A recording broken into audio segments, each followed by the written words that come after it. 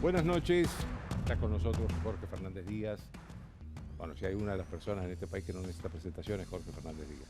Es un colega, un amigo, hace muchos años que compartimos la página dominical de La Nación, de análisis político, y acaba de publicar un libro que es un bestseller absoluto, primero en la lista de libros más vendidos desde hace varias semanas, es La Traición.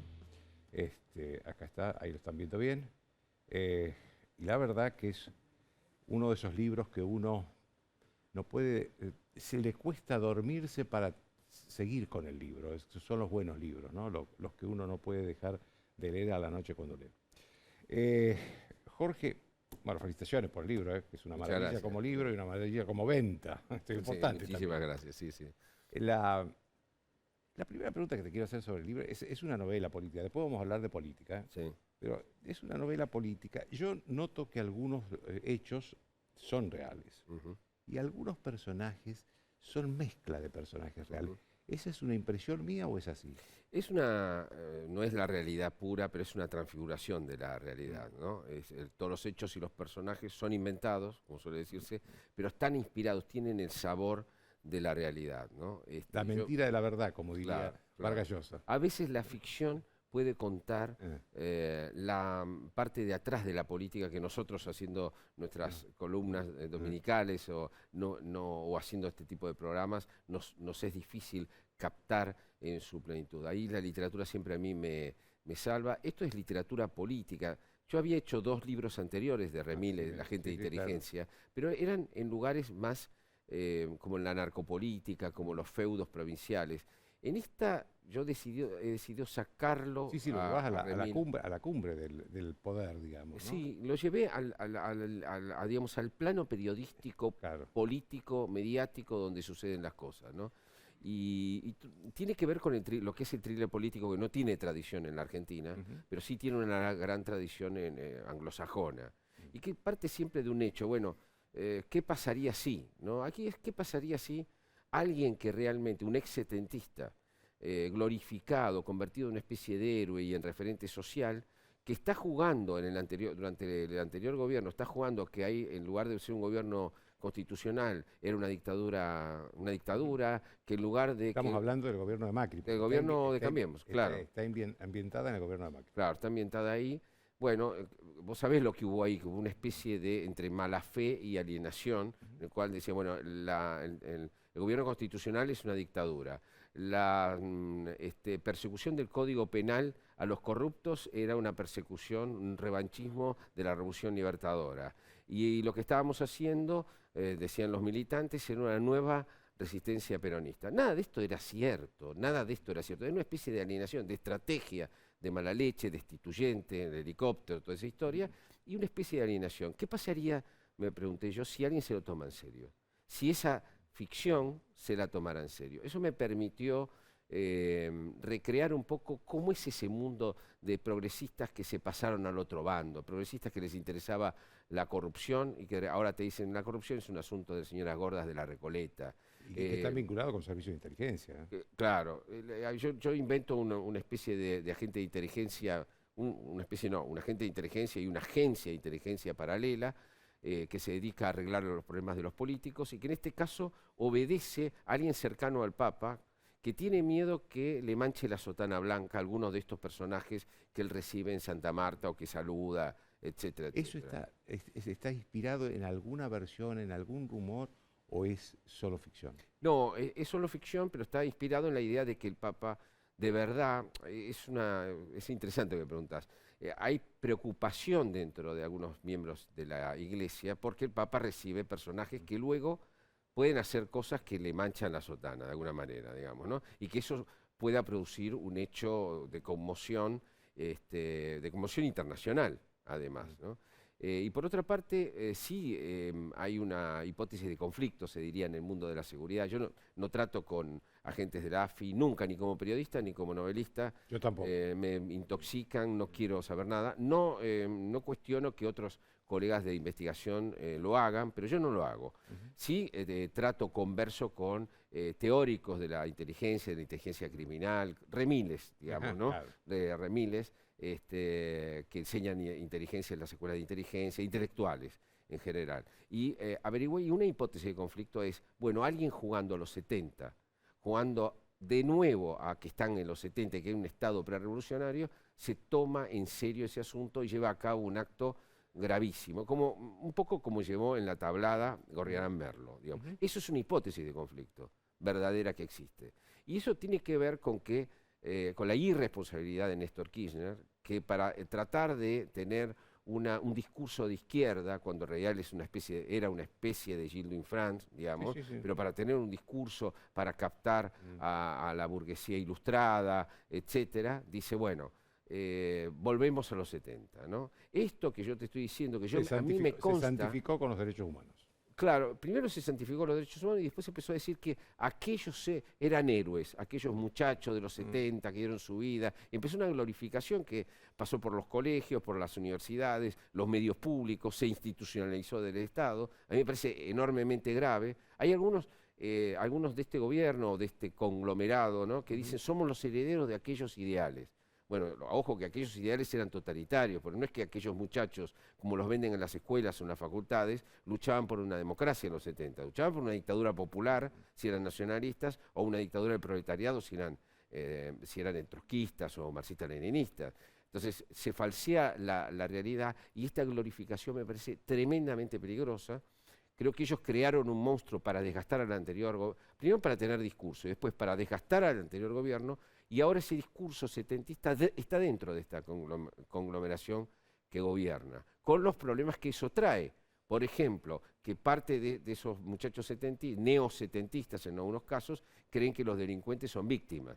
Entonces larguemos a los delincuentes que no hay problema. O que la reforma agraria, entonces acompañemos las tomas de tierras ilegales, que el gobierno tiene que luego pararlos hasta con bastonazos, primero indemnizarlos y después pegarles bastonazos para que se retiren de las tierras. Es decir, crearon un monstruo que le dio discurso al kirchnerismo, comió y destruyó al anterior gobierno y ahora lo tienen adentro y le produce problemas al propio gobierno. Este neosetentismo peligroso. De esto trata esta novela que, como vos bien sabés, no es un tratado político, sino es una de espía, veneno, persecuciones. Ahora, lo que sí se nota claramente es que no responde necesariamente al presidente de la Nación, ¿no? En los servicios de inteligencia. Los servicios de inteligencia, claro, claro. Ahora, ¿esto pasaba con un gobierno no peronista o pasa también con un gobierno Pasa peronista? con todos los gobiernos, me parece que... Por eso que yo hago, al querer hacer una de espías, digamos, como no éramos chicos, una de espías, ¿no? Una de espadeo, una de espías. Al hacer una de espías, yo me encuentro con que el único espionaje verdadero que se hace en la Argentina es el espionaje político. Esta es la verdad de... Sí, claro. Vos lo sabés mejor que nadie. Lo han hecho todos los gobiernos.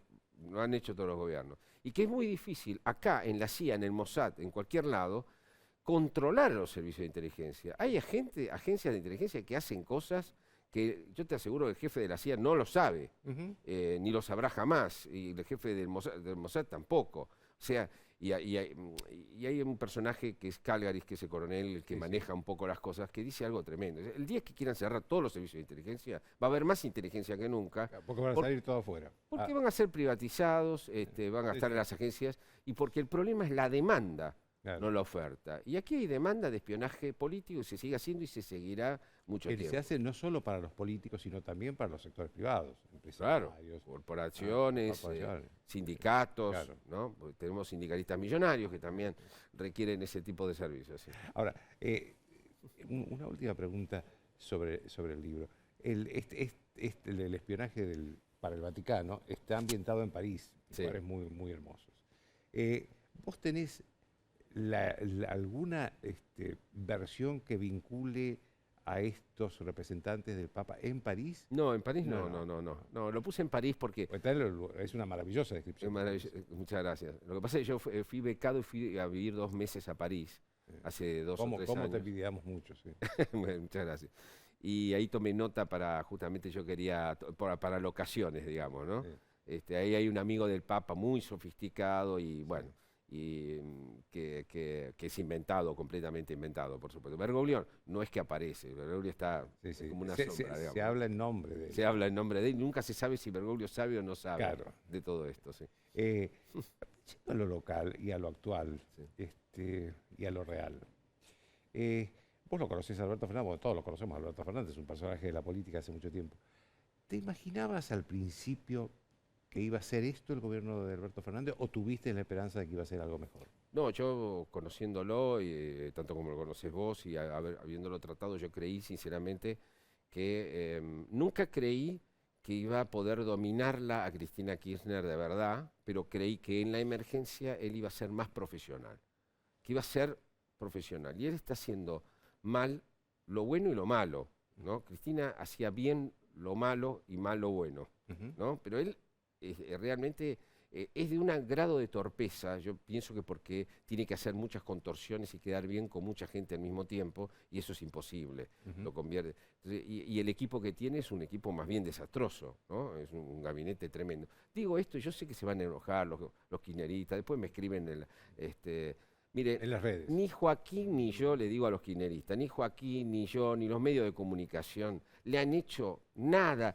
le hemos hecho ni un raspón comparado a lo que le ha hecho la propia vicepresidenta de la Nación, ¿no? Que es casi una jefa de la oposición, ¿no? Que lo ha destruido, le ha hecho un boicot al propio gobierno. Si hay alguien que le ha hecho daño a Alberto Fernández y ha vaciado la figura presidencial, ha sido el Instituto Patria y Cristina Kirchner. Lo que hemos visto últimamente con el tema de los jubilados es insólito. Vos y yo sabemos perfectamente que no hay forma de que no le hayan planteado a Cristina hace unos meses cuál era la salida. La salida era arreglar con el FMI, hablar con el presidente, rogar que cayera Trump para hablar con Biden, pero si no hablar con Trump, hablar con Bolsonaro, subir las tarifas, bajar las jubilaciones y hacer un recorte fiscal.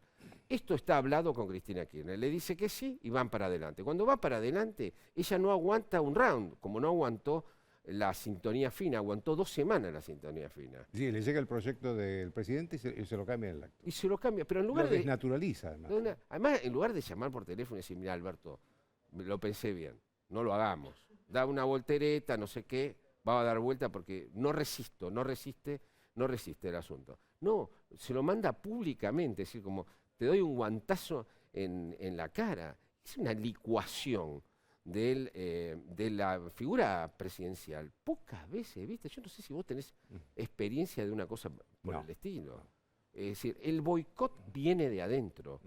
Te diría que si estuviéramos en otro momento, hasta me atrevería a decir que casi es un boicot destituyente, porque las cosas que le hizo Cristina Kirchner y el kirchnerismo duro a Alberto Fernández son bestiales. No es que no merezca lo que tiene, porque Alberto Fernández, digamos, ella para el resto de la humanidad, ella para la oposición, para los empresarios, para todo es una puerta cerrada. Él, en cambio, es una puerta giratoria. Vos no sabés nunca si estás adentro o estás afuera, porque a cada uno le dice lo que quiere escuchar. Ahora, ¿no? la elección de Alberto Fernández por parte de ella fue una decisión astuta. Ahora, ¿vos crees que eso fue astucia o fue desesperación?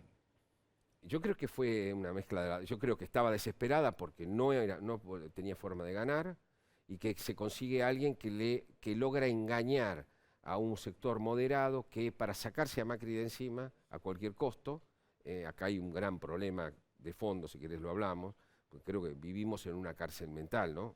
Los argentinos. Para sacarse a Macri rápidamente de encima, bueno, viene un moderado que la va a poder manejar. No, eso era una ilusión óptica. Yo nunca creí que iba a ser tan destartalado el gobierno. Creí que iba a tener un poquito más de consistencia, qué sé yo, que la política exterior no iba a ser tan mala como la que es. Que le iban a bueno, estamos hoy, ¿no? Todavía no se ha pronunciado sobre Venezuela. Imagínate. Pero me parece que esto es lo que ocurrió. Yo lo que te digo que ella se maneja con 2 recipientes. El recipiente del capital simbólico, que para ella es importantísima, y el del costo político.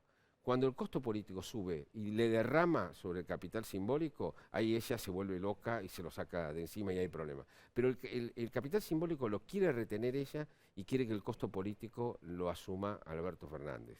Entonces, entre estos dos insumos está el problema. Ella quiere salir indemne de la idea de que ella no ajusta, de que ella no habla con los grandes poderes. Una sarta de tonterías. Ahora, Jorge, pero escúchame, estamos en una situación Desesperada. Desesperante, No sé. desesperante, porque, a ver, más allá de, como vos decís, de la debilidad del gobierno y más allá de las tensiones que hay internas dentro de esta coalición variopinta, por cierto, hay problemas serios. La pandemia, éramos uno de los mejores países del mundo, resultamos ser uno de los peores. La crisis económica va a ser el país que más va a perder en PBI este año. La crisis social, ni hablar. ¿Cómo ves vos que termina todo esto? Estamos viendo una experiencia que nadie conoce, que es el kirchnerismo ajustando. El kirchnerismo sin plata tiene que ajustar. Y este es el gran conflicto, me parece, el nudo del conflicto. ¿Cómo hacen para generar riqueza cuando ellos mismos destruyen la confianza? ¿Es posible un plan de desarrollo en la emergencia? Hay 20 millones de argentinos bajo la línea de pobreza. Otro país estaría en emergencia total, institucional, estarían hablándose, haciéndose acuerdos de emergencia, diciendo, bueno, depongamos esto, depongamos aquello. El gobierno aquello. no dice nada. Acá nada, acá es posible verdaderamente que este gobierno le faltan 3 años. Necesitamos que nos saque de esta situación de emergencia. ¿Es posible que nos saque de esta situación con un plan de desarrollo mientras están vulnerando la seguridad jurídica? El FMI mandó 5 enviados a la Argentina. Solo 2 son especialistas en economía. Los 3 restantes son abogados. ¿Qué venían a ver? Venían a ver qué estaban haciendo con la Corte Suprema, con los fiscales, a ver qué estabilidad jurídica había en la Argentina. A mí me decían los otros días que los enviados del fondo hacen 2 preguntas: la independencia del Banco Central y la independencia de la justicia. Claro. Son las 2 cosas que preguntan. Pero Néstor, acordate que Néstor Kirchner en una emergencia, que era menor a esta, porque ya le habían hecho el trabajo sucio, en los 2 primeros años, lo mandó a Bordón como embajador a Estados Unidos y le mandó con dos premisas, solamente 2 premisas: explicarles que la Corte Suprema de Justicia es independiente y explicarles que no tenemos nada que ver con Venezuela. Esto lo hizo en emergencia, haciendo... Y lo puso a Martín Redrado de presidente del Banco Central. Y bueno, porque estaban en una emergencia, después cambiaron, después entró la soja, el viento de cola, ellos se asentaron y hicieron lo que ellos querían hacer, y bueno, y así les fue, digamos, ¿no? Pero ese pragmatismo institucionalista, de llevarse bien con Estados Unidos, de llevarse bien con Brasil, de tratar de salir adelante, es lo lógico. Hoy no se puede, esa lógica no se puede llevar a cabo. Hoy están dudando a ver qué van a hacer con Venezuela en el día de hoy. Es una cosa de loco. Ahora, ¿a qué lo atribuís eso vos? A que el gobierno, yo supongo, ¿no?, que no pueden conciliar la posición del gobierno de Alberto Fernández con la de Cristina Kirchner y prefieren el silencio. Yo creo que sería más auténtico si salen a apoyar a Maduro.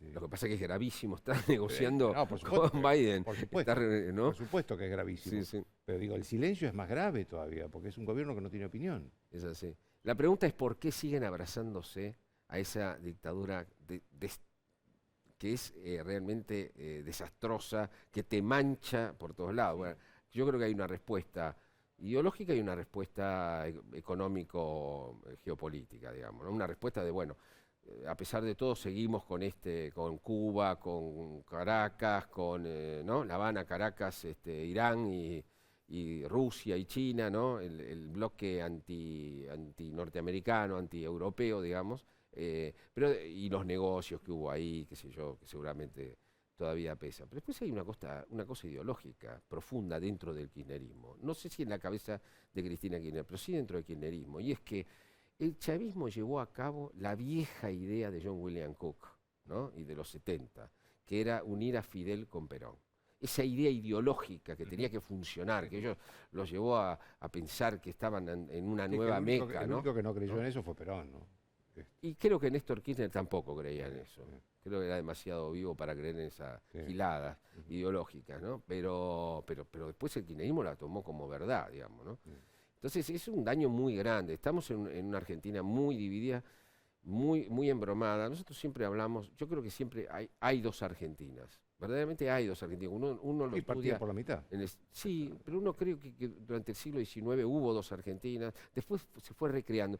Mira, a grosso modo yo diría así, hay una Argentina que es cosmopolita, exportadora, que cree en el mercado, hay otra Argentina que es vivir con lo nuestro, es más de Estado, etcétera. Ahora, ¿es posible las dos Argentinas? Yo creo que sí, que países que han crecido han llegado a un acuerdo entre las dos Españas, Claro. se ha llegado a un acuerdo, un poco de centro izquierda, un poco de centro derecha, cortamos los extremos, nos ponemos de acuerdo en un sistema, digamos, ¿no? Y hace bien, porque un poquito de Estado, a veces hace bien, un poquito de mercado, un poquito de generación de riqueza, un poquito de distribución, ¿no? Entre dos se puede hacer. Ahora, el problema es que dentro de esas dos Argentinas, hay una Argentina, que es la Argentina del Estado, donde hay una facción muy importante, donde está la Que vicepresidenta. no reconoce las reglas. Que no reconoce y no quiere tener al otro, tiene una, no quiere construir un sistema común, quiere a la manera de Gildo Infran, a la manera de Rodríguez Sá, a la manera del MPN en Neuquén, a la manera de los Kirchner en Santa Cruz, la idea de nosotros creamos una hegemonía, nos quedamos con los jueces, con los altos tribunales, con el volvemos móvil y lo manejamos como queremos el sistema electoral. Después vamos por la reforma constitucional entonces fragmentamos a la oposición y la oposición nunca es una oposición que puede ganar. Fíjate que en estos lugares no puede ganar nunca la oposición, son sparring, se presentan a pelear la pelea pero para perderla. Esto es lo que quiere Cristina Kirchner. ¿Cómo se puede armar un país entre todos si una parte del país quiere someter a la otra? Claro. Déjame hacerte una última pregunta y tiene que ver con algo que es muy actual, que salió ayer el kirchnerismo mazarril a defender a Amado Vudú, pero hoy se agregaron otras organizaciones también kirchneristas, pero para defender ya a gente como Julio De Vido, Ricardo Jaime, Vudú, por supuesto Cristina Kirchner. Todos hablan del lawfare, ¿no? Es decir, la conspiración de medios y jueces. Ahora, ¿sabes que todas las causas de Cristina, salvo la causa de los cuadernos, que es la más importante, pero todas las causas de Cristina Kirchner, las de Vudú, las de Ricardo Jaime, las de Vido, se iniciaron cuando Cristina era presidenta? Claro. Entonces, va a haber el lunes próximo un acampe para pedir la libertad de estas personas. Sí, sí. ¿Cómo ves vos esto? Porque yo digo, a ver, con Ricardo Jaime, ¿qué pasa con los familiares de las víctimas del 11? Porque una de las condenas que tiene es por la tragedia del 11. ¿Sabes qué pasa? Yo creo que esto tiene que ver con la utopía interna y omnipotente de Cristina Kirchner. Ella quisiera subir a una máquina del tiempo, regresar, deshacer todas las causas y volver y ser libre de culpa y cargo. De ella, y esta es la agregado, de todos. ¿Sabes por qué de todos? Porque cualquiera que se sienta abandonado por Cristina Kirchner va a decir, no, para que el matrimonio Kirchner eran los que sabían todo y no podíamos hacer nada sin ustedes. Que esto que yo creo que es el gran temor finalmente de ella, por eso es que no puede salvarse ella sola. Y por eso explica en todo caso lo de Vudú, porque acuérdate que cuando ella era presidenta no lo defendía. Exactamente. Lo estaban juzgando. Sí. Ahora lo defiende. Sí, ahora lo defiende. Igual lo defendió tanto como para agarrar a Righi y echarlo por la ventana. No, en ese primer momento. Claro, en ese primer momento. Pero después tomaron distancia. Claro. No Es muy difícil que todos estos muchachos, en un gobierno centralizado por los Kirchner, digan, bueno, yo no tengo nada que ver con esto. Y que esos muchachos, entre comillas, se coman el garrón, ¿no?, de ir a la cárcel sin patalear. Yo creo que ella... Ahora, eso de volver al pasado y deshacer todo es un cuento fantástico. No es realismo, no es realista y le cuesta mucho. El lawfare, como dice todo el mundo, es una gilada. El lawfare es un invento absoluto, fue inventado recreado por los cubanos. Es Gargarella, que es un constitucionalista absolutamente serio, dice que es una estupidez total, y que es el modo de llegar a la impunidad en la política. La verdad es que el gobierno anterior le quitó el cepo político a los jueces miraron hacia arriba, se quejaban, los jueces, vos lo sabés bien, sí. se quejaban porque no tenían señales, Sí. Los tipos hicieron lo que hicieron. Fue la primera vez que se levantó el cepo y bueno, fueron en cana algunos y quedaron condenados otros. ¿Esto cómo se arregla ahora? Bueno, este es el gran problema. Yo creo que el gobierno, la única manera que él cree que puede arreglar es cerrar y decir, todos son presos políticos, todo fue una mentira y lo único que necesitamos nosotros es ganar las próximas elecciones para tratar de imponerlo esto y terminar de una vez por todas. Yo creo que es imposible ya eso, porque todos nosotros hemos visto lo que pasó, ¿no? Hemos visto los cuadernos, sabemos bien lo que pasó. No, no, y además había allanamientos del juez Bonadío que murió, que se hicieron también algunos de ellos de propiedades de Cristina Kirchner en la presidencia de Cristina Kirchner, donde después se mostraban las cosas que se habían encontrado. Realmente es poco creíble esto. Sí. Pero yo creo que, digamos, la ofensiva contra la justicia es una prioridad del gobierno, Sí. es la prioridad de Cristina Kirchner. Creo que no ha terminado con los jueces Bruglia y Bertuzzi. Que, bueno, ahora la ofensiva contra la Corte.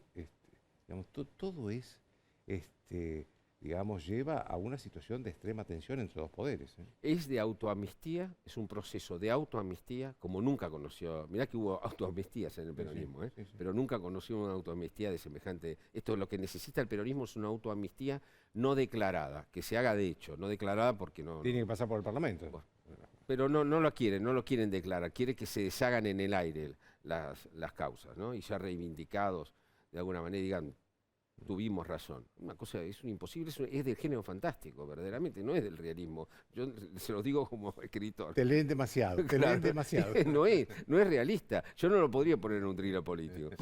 Te agradezco muchísimo, Jorge. Muchas gracias a vos. Una pausa.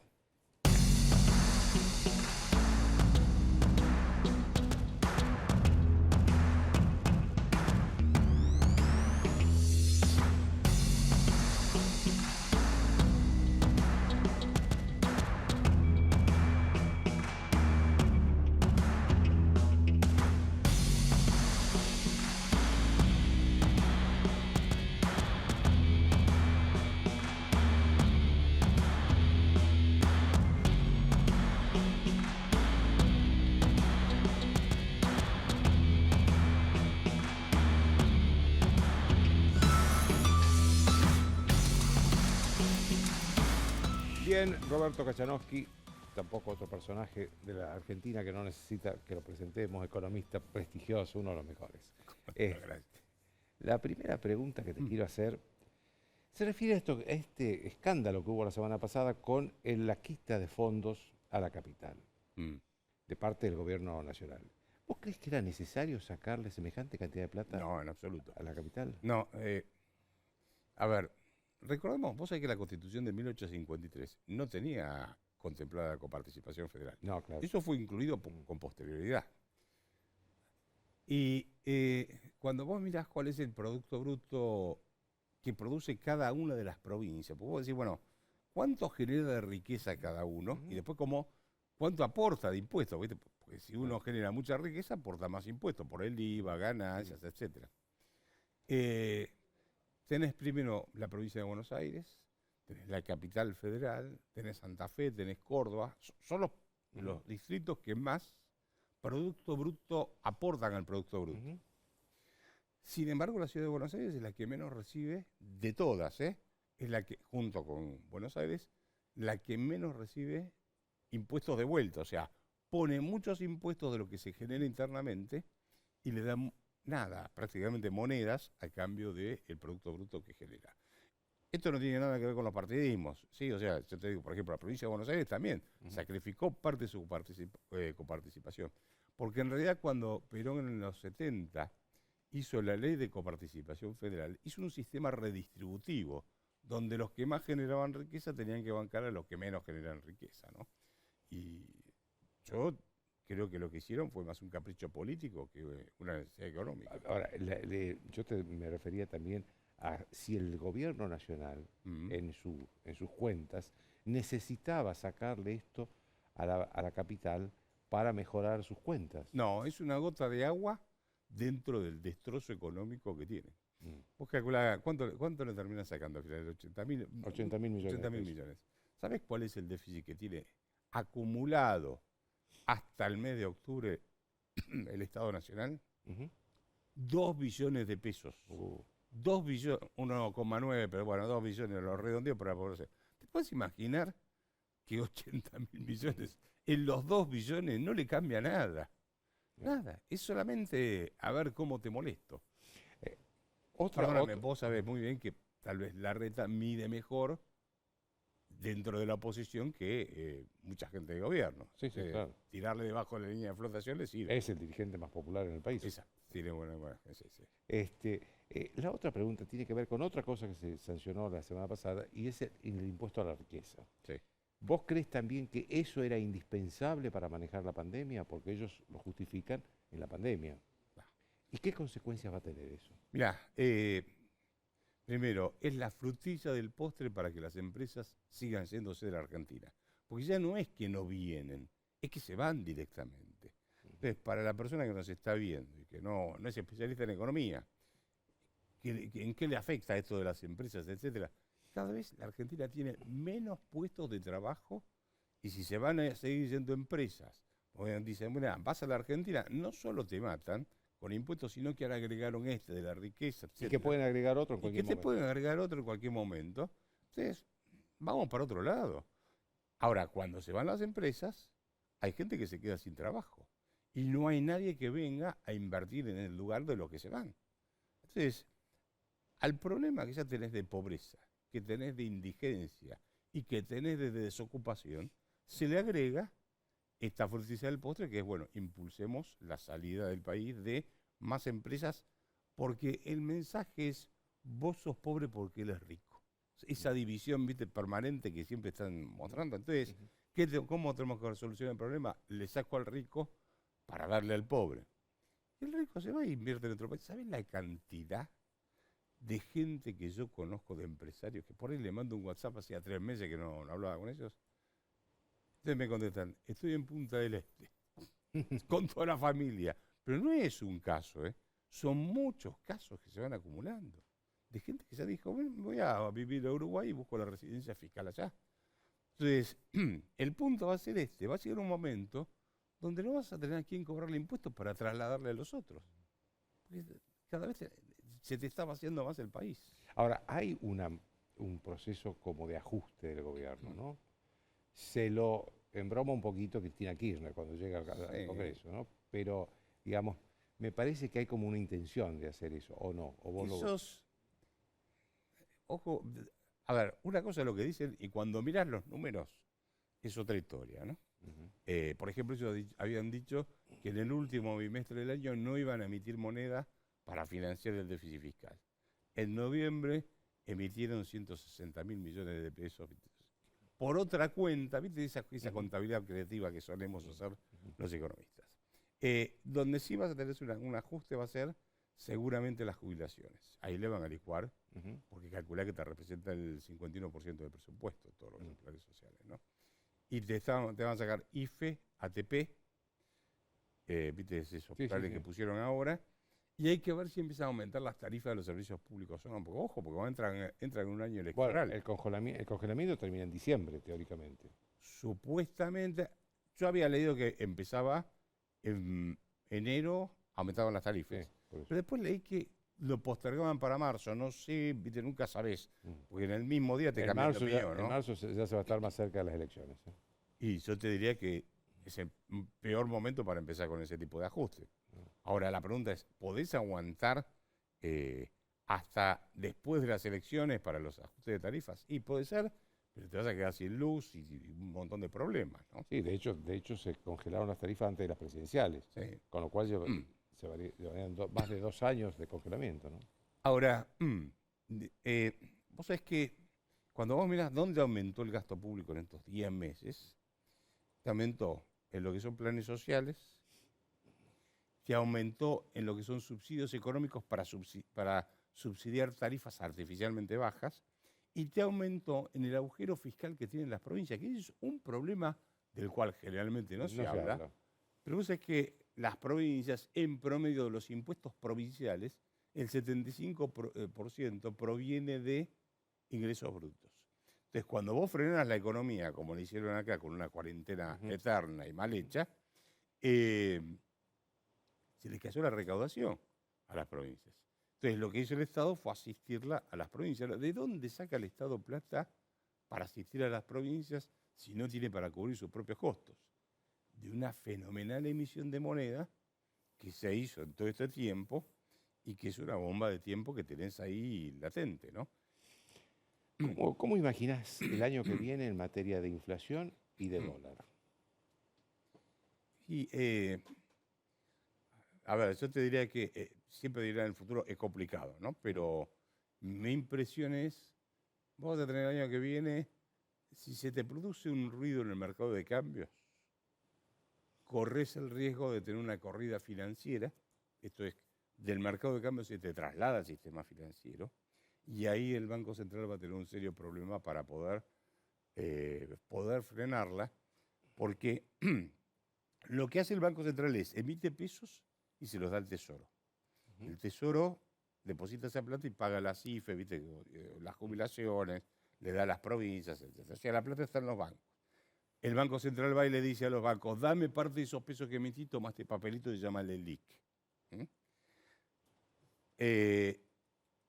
El total de esa deuda que tiene el Banco Central y que no la pude pagar, porque directamente no la pude pagar, es más que todos los pesos que hay en circulación, para que tengamos una idea. O sea, vos Enorme. Enorme. Es enorme. O sea que si vos, ¿qué es lo que pasa normalmente cuando vos ves que el dólar sube? La gente va y retira los pesos del banco y compra dólares, ¿estamos de acuerdo? O compra mercaderías para cubrirse de la inflación o lo que sea. Ahora, si vos vas al banco, el banco se va a dar vuelta y le va a decir al Banco Central, che, lo tengo a Joaquín en la ventanilla, dame los pesos, toma el papelito este que se llama LELIQ. Y no tiene los pesos, los tiene que emitir. Entonces, depende de la intensidad de la corrida que puedas llegar a tener, si se produce, ahí te podés tener un cimbronazo fenomenal cerca de las elecciones.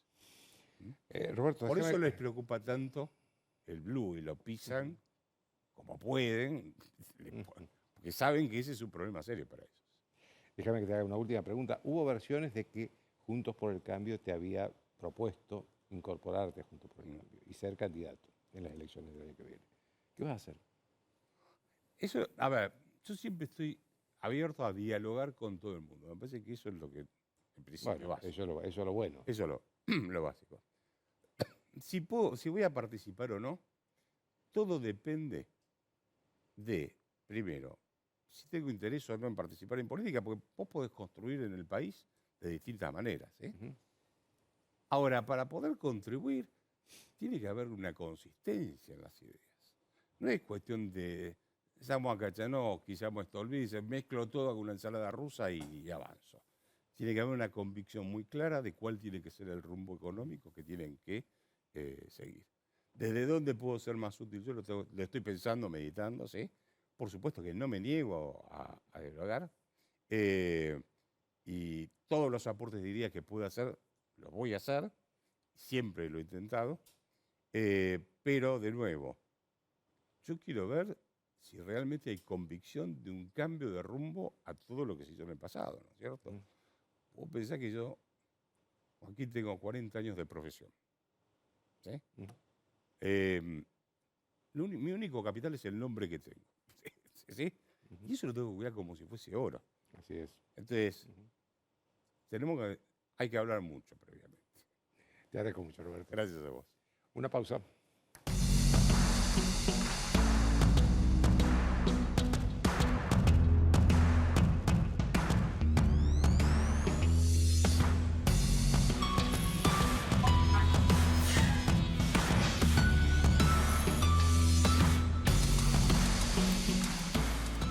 Bien, como todos los lunes, mi amiga, mi colega Carolina Moroso, con un tema muy importante, el tema de la vacuna, ¿no? El tema, mira, Está en el mundo ese tema. En el mundo instalado. Vos sabés que en TN Central hicimos un informe, hablamos con niños sobre cómo vivieron ellos este año de pandemia y una nena me dijo, yo a Papá Noel, 5 años, yo a Papá Noel le pedí que llegue la vacuna rápido para poder ver a mis abuelos.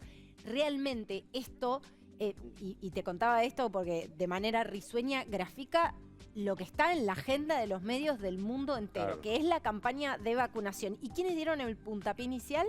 Los ingleses. No, Rusia, Joaquín. Ah, Rusia. Rusia, Joaquín. Sí, así es, con la Sputnik V, ¿no? Que ha sido como una especie de bandera para Vladimir Putin, el jefe de Estado, claramente pensando en ponerle la bandera rusa a esta vacuna y también de alguna manera posicionarse en un lugar de poder en el mapa geopolítico, porque sin dudas también hay una carrera política, Claro. pero eso, bueno, va por otro carril, pero sin dudas hay un juego de poder en términos políticos. Bueno, el arranque fue en Rusia, llegó hasta a 70 hospitales, así lo anunció el alcalde de Moscú. Te digo que hay que seguir, casi te diría, la fichita técnica una a una de estas vacunas. Vamos a ver cuáles están en carrera y bien arriba, ¿no? Estamos hablando de la vacuna de Pfizer, ¿no? Con el laboratorio BioNTech, tiene el uso aprobado en el Reino Unido. Ya el Reino Unido está en la largada, ¿no? Sí.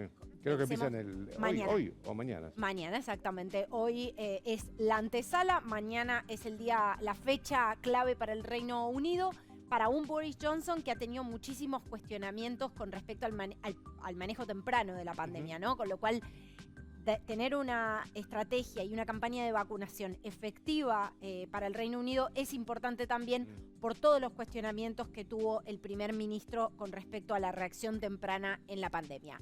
Bueno, está pendiente en Estados Unidos, en la Unión Europea y en la Argentina, pero hay mucha expectativa en torno a la vacuna de Pfizer. Atención, tiene una efectividad del 95%, pero este te diría que es el punto clave. Necesita una conservación a menos 70 grados centígrados. Es muchísimo, ¿eh? Es muchísimo, y esto se necesitan para esto freezers especiales. Claro, ¿sí? una estructura que no por ejemplo, la Argentina no la tiene. Exactamente, una estructura muy, muy amplia. Se habla de la posibilidad de conservarlo con hielo seco, pero esto también plantea algunos problemas logísticos. De verdad, la vacuna de Pfizer, que despierta muchísima expectativa, que ya el propio laboratorio habló de un 95% de efectividad, para un país como la Argentina plantea algunos desafíos en términos de almacenamiento y distribución. Seguimos con la siguiente, si no me equivoco es la Sputnik V. Bueno, como te decía, arrancó con... no, la de Moderna, muy bien. El uso de emergencia en trámite en Estados Unidos y en la Unión Europea con una efectividad del 94,5%, una conservación a menos 70 grados. Menos 20, ¿no? Y el país, a menos 20 grados, perdón. Y el país patrocinador es los Estados Unidos, ¿no? Esto que te decía de la carrera, ¿te acordás que Donald Trump prometía que para octubre, en la antesala de las elecciones, iba a llegar? Así que bueno. A ver, la de Oxford AstraZeneca, ¿no? Que aquí en la Argentina tiene un pie importante, que se hablaba de fecha de producción ya hacia fines de noviembre. La fecha estimada es marzo-abril de 2021. Para que se empiece la vacunación. Exacto, la efectividad oscila entre el 70 y el 90%, esto según algunos de los estudios que se han dado a conocer. La conservación entre 2 y 8 grados, y los países patrocinadores son el Reino Unido y México. Importante la vacuna de Oxford AstraZeneca también para la Argentina, porque implicaría su producción. Recordás vos que fue súper anunciada, detrás de ella está el empresario Hugo Sigman, un empresario del mundo de los laboratorios muy importante acá en la Argentina. Sputnik y además V, necesita una temperatura que es posible. Porque que es posible para el almacenamiento. Es la de una heladera común, digamos. La Sputnik V la aplican en Rusia desde el 5 de diciembre, por eso te decía que dieron el puntapié inicial. La efectividad, según informó el propio laboratorio, es del 95%, con una conservación de entre 2 y 8 grados centígrados, y el país patrocinador es Rusia. A ver, hay otras vacunas, por supuesto, en carrera. Estamos hablando de la Johnson & Johnson, Novavax, Medicago, Sinopharm y Sinovac, que están en fase 3, ¿no? Ahora, es importante entender que para la Argentina, por ejemplo, se hablaba de la posibilidad de la vacuna de Pfizer. Que llegue la vacuna de Pfizer implica también que la Argentina esté lista en términos logísticos, con una capacidad no solamente de almacenamiento, Joaquín. La Argentina es está entre los 8 países con más territorio del mundo, es el 8º país con más territorio. Con lo cual, y si a eso le sumás que el sistema sanitario no es igual de robusto en todo el país, bien sabemos lo que sucede con población en el interior. Tienen que trasladarlo, conservarle la temperatura. Ir con agentes sanitarios a comunicar la campaña de vacunación. Bueno, como te decía, el calendario queda entonces así. El 5 de diciembre arrancó en Moscú la vacuna Sputnik. El 8 de diciembre todos estaremos armando el arbolito, pero en el Reino Unido la noticia será otra. Bueno, y el 10 de diciembre se reúne la cúpula de la Federación de Medicamentos de Estados Unidos. Es importante porque Estados Unidos, por supuesto, en este calendario no se va a querer quedar muy atrás. Y atención, 14 de diciembre es una fecha estimativa, ¿no? Por supuesto, esto habrá que ver qué resultado da la reunión del 10 de diciembre. Podría empezar la vacunación en los Estados Unidos como fecha tentativa 14 de diciembre, pero también tiene muchos desafíos logísticos, no solo por su población, sino por supuesto por su amplio territorio. Como ves, la carrera ahora por la vacunación, que fue la carrera por la vacuna y ahora empieza la carrera por la vacunación. Sin dudas, hay muchos deseos puestos ahí y mucha política también en juego. Bueno, pero por lo menos estamos hablando ya de que empieza la vacunación, ¿no? Exactamente, estamos hablando de que empieza la vacunación. El propio presidente Alberto Fernández habló de la posibilidad de 300.000 vacunas en el mes de diciembre. Estamos hablando de la vacuna Sputnik 5, pero bueno, Sputnik V, perdón. Pero por lo pronto, desde el Ministerio de Salud, y me comuniqué hoy con fuentes de esa cartera, son algo conservadores respecto de ponerle una fecha concreta al inicio de la vacunación en la Argentina. Gracias, Caro. Nos vemos el lunes. A vos. Una pausa.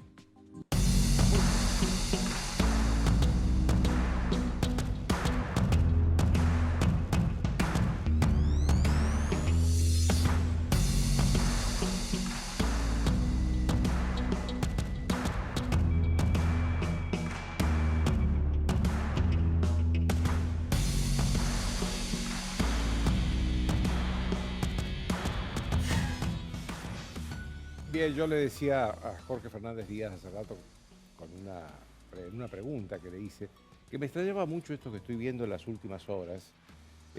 Ayer ya hubo una solicitada del kirchnerismo más cerril, más duro, en apoyo de Amado Boudou.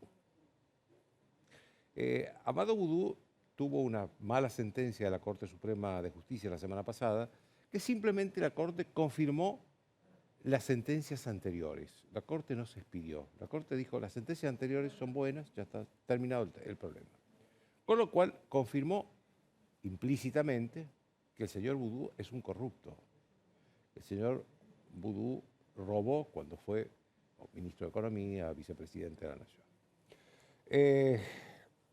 Esto provocó un revuelo en el kirchnerismo, que ayer se manifestó en una solicitada. Pero lo que más me extraña es que hoy se amplió la lista de víctimas, supuestas víctimas de la justicia esta injusta, según ellos, y ya ahí lo ponen a Julio De Vido, a Ricardo Jaime, por supuesto a Cristina Kirchner y al propio Boudou. Y ya están convocando para una acampe el lunes que viene, ahí en la Avenida de Mayo, y 9 de julio creo, en reclamo de la libertad de estos pobres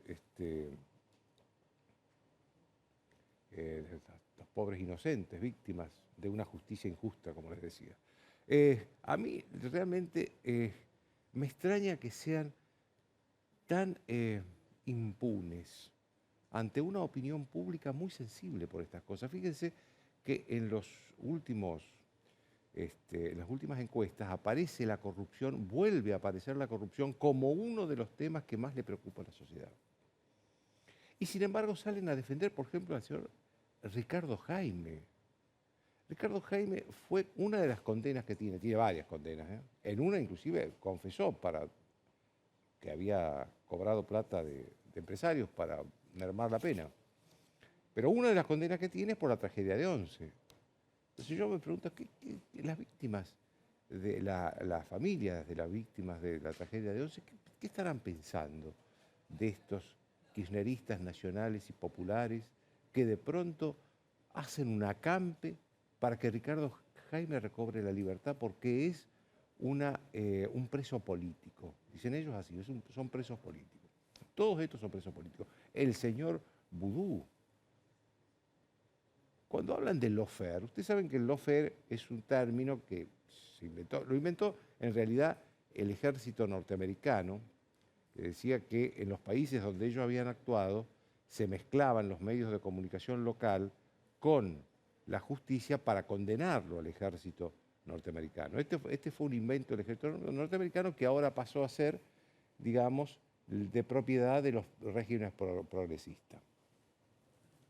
El lawfare es esta coalición de medios y jueces, pero lo que se contradice con esta teoría es que casi todas las causas de las que estamos hablando, salvo la causa de los cuadernos, que esa sí es una causa que se conoció, se investigó en el gobierno de Macri, pero todas las otras causas, inclusive la que inculpan a Cristina Kirchner, en las cosas más directas y personales que imputan a Cristina Kirchner, como la causa Otesur y los sauces, que es por lavado de dinero en propiedades personales de ella o de la familia Kirchner, todas empezaron antes de que ella dejara la presidencia. Cuando ella era presidenta empezaron esto.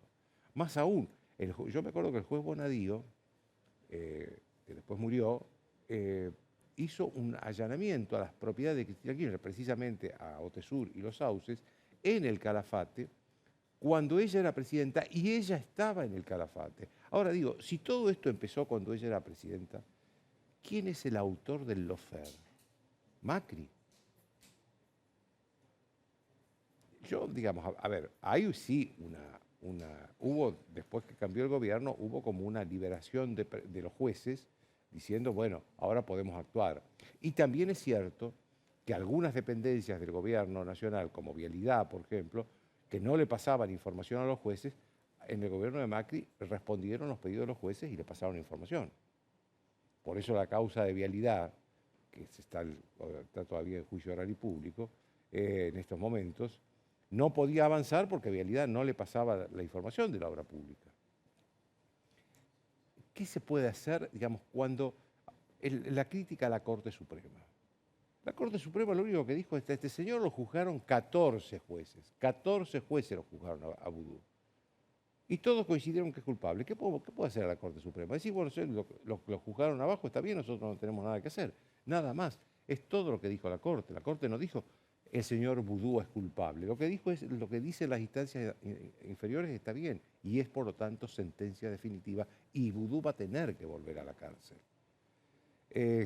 Yo realmente no entiendo este grado de impunidad y de obscenidad del kirchnerismo para llevar este reclamo al punto de un acampe en el pleno centro de Buenos Aires pidiendo la libertad de Amado Vudú, de Ricardo Jaime, de Julio De Vido, de Cristina Kirchner, que no está presa. Los otros sí están presos, ya sea en la cárcel como Jaime o en prisión domiciliaria como De Vido o Vudú. Por ahora Vudú, porque va a tener que quedar preso dentro de pocos días. Pero no entiendo realmente el grado de impunidad ante la opinión pública que manifiesta el kirchnerismo. Chau, hasta el lunes.